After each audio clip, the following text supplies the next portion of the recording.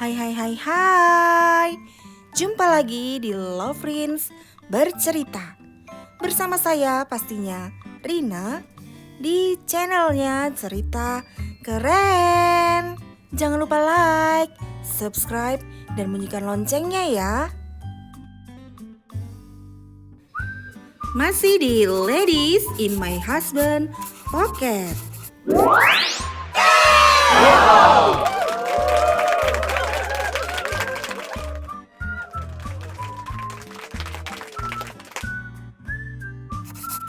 Nggak terasa kita sudah sampai di bagian 21. Selamat menonton, semoga terhibur. Rama tersentak.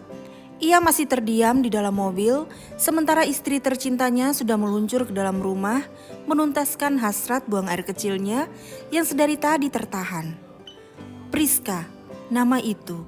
Rasanya sudah berbulan-bulan ia tak berkomunikasi dengannya. Bahkan ia sempat memblokir nomor kontak wanita itu. Rama mengingat percakapan terakhir dengan Priska. Apa yang kamu inginkan? Kamu yang aku inginkan.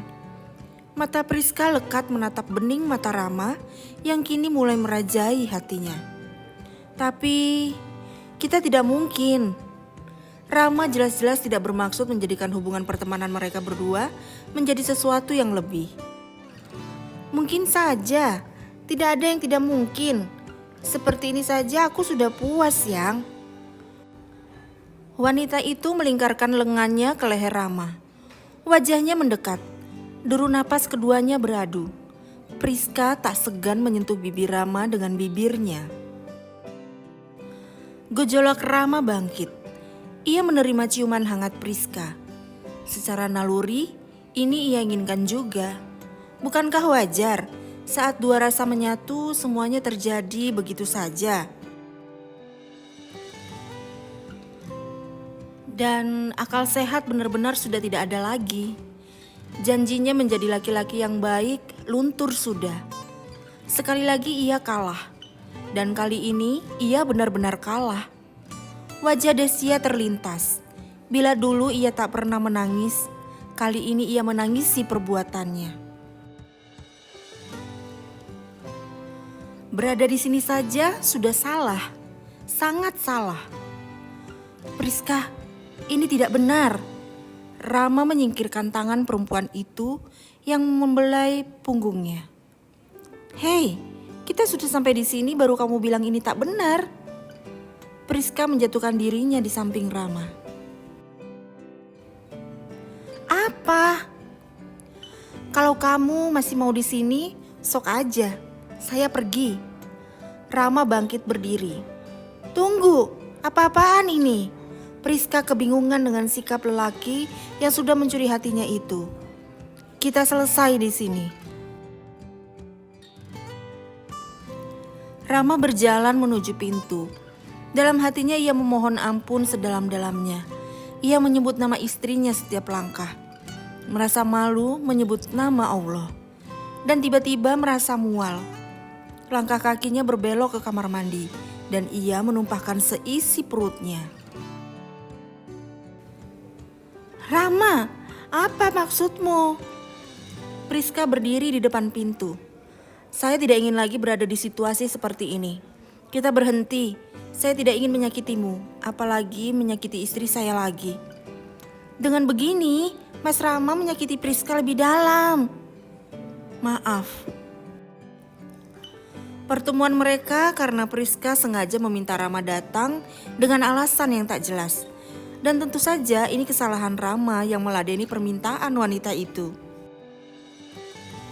Yang, ketukan di jendela mobil mengagetkan Rama.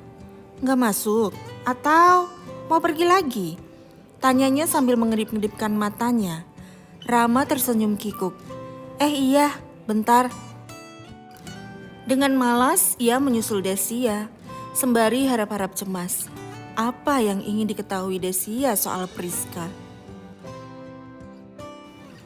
Saat Rama masuk, di meja sudah terhidang teh hangat dan sepiring camilan.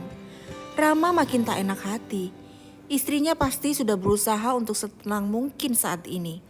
Tak ada amarah, tak ada tatapan sangar. Desya bahkan menampilkan senyum terbaiknya hari ini.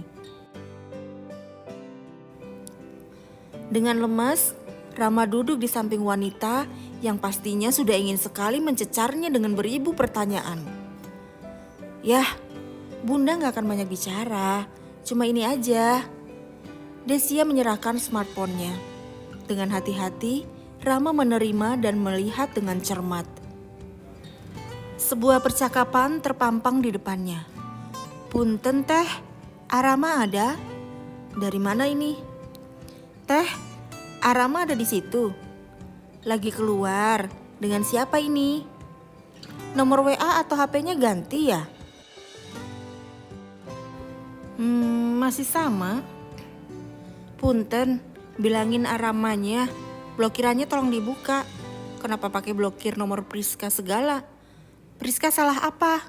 Diajak ketemu gak pernah mau. Terakhir ditelepon, diputus. Sekarang gak aktif. Loh, Mbak siapa? Priska mana? Teman dari mana? Desya memberondong tanya. Tanya aja sama Arama. Saya tanya kamu karena kamu yang menghubungi saya. Kamu siapanya AA? Kamu pacarnya AA? Selingkuhannya? Tanya sama Arama aja teh. Priska takut salah jawab. Rama tersenyum membaca percakapan singkat itu. Dengan sekali tarikan napas panjang, Rama lalu menatap Desya.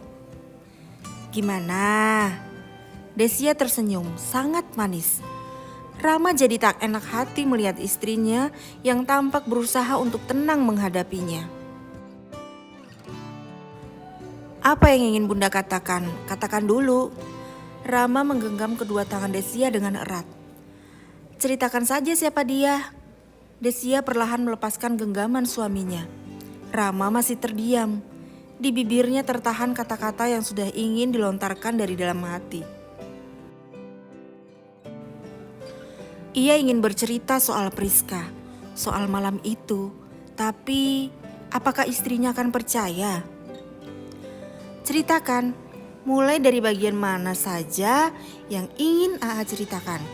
Bunda akan mendengarnya dengan baik. Rama mulai angkat bicara.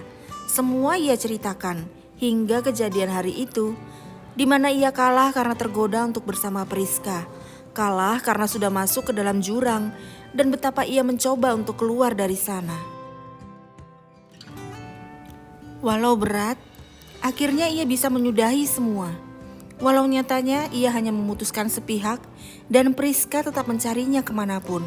Hingga akhirnya putus asa dan menghubungi Desya. Rama terdiam selama beberapa saat, memberi kesempatan Desya untuk menilai dirinya. Tatapannya tak pernah lepas dari mata istrinya. Desya tidak pernah melepas senyumnya. Tak berubah ekspresi, hanya satu, senyum. Dan itu sangat tulus di pandangan Rama. Sudah, Desya pun bersuara. Sudah, itu saja. Dia bukan siapa-siapa. Dari saat itu pun Bunda sudah bisa menilai kan siapa dia? Desya mengangguk. Ya sudah kalau begitu. Tapi Bunda mau tanya, boleh? Apalagi tuh? Apa benar AA tidak ngapa-ngapain? Desya bertanya dengan nada sedikit menggoda. Maksudnya? Tidur dengannya? Rama mengembuskan napas. Bun, demi Allah. Wanita yang pernah cucu sama AA itu cuma Bunda. Ah, maaf. Iya, ada satu lagi. Rama menatap istrinya sendu. Siapa? Nada suara Desya mulai meninggi. Dulu, ibunya anak-anak. Oh, ya itu pasti. Maksud Bunda, sejak kita menikah, apa ada wanita lain yang AA ajak bercinta? Tidak ada, percayalah. Sungguh? Rama mengangguk. AA memang bukan orang baik, Bun. Tapi AA gak mau melakukan kesalahan terus-menerus. Apalagi yang mengancam pernikahan kita. Walau AA gak baik, dalam hati kecil AA juga mikir. Gak ingin buat bunda menangis atau sedih lagi. Desia mengangguk kecil. Coba sekarang gak usah musingin yang begituan. Usaha kita sedang maju-majunya. Yang paling penting sekarang itu kita fokus perbaiki ini. Rumah tangga kita dibenahi. Usaha kita diperbaiki bagian mana yang kurang. Itu aja. Soal orang lain, selama kita gak izinkan hati kita untuk disakiti, maka itu gak akan terjadi. Kalau ada Priska atau siapapun nanti yang datang, cuekin aja. Yang paling penting, bunda percaya sama AA. Insya Allah, AA akan coba untuk memperbaiki diri juga. Kita sedang butuh itu, butuh satu frekuensi, biar kita sama-sama bangkit. Bunda mau kan? Insya Allah, A. Nah, ngomong-ngomong soal usaha, kita butuh customer service yang handal. Bunda sudah gak mampu menghandle sendirian. Admin yang lain pun sudah gak bisa menampung. Ada solusi? Nah, itu dia. Tadinya AA mau bicara soal itu. AA punya seseorang yang mungkin bisa dijadikan CS. Tapi sebelumnya lebih baik bunda bertemu dulu dengannya. Mata Desia berbinar. Sudah beberapa bulan sebenarnya ia mencari seseorang untuk mengisi lowongan itu. Namun belum ada yang cocok. Mungkin bunda ingat dengan nama ini? Siapa itu? Jadi kemarin waktu AA ke CSB, waktu kembali ke parkiran, AA bertemu dengan seseorang. AA kaget banget ketemu dia. Soalnya dia jauh berbeda, walau masih tetap cantik. Cantik? Jangan mulai-mulai deh, A. Malesin deh. Shh, jangan marah-marah dulu. Mau dengar kelanjutannya enggak? Iya, Desia pun menyimak dengan tenang.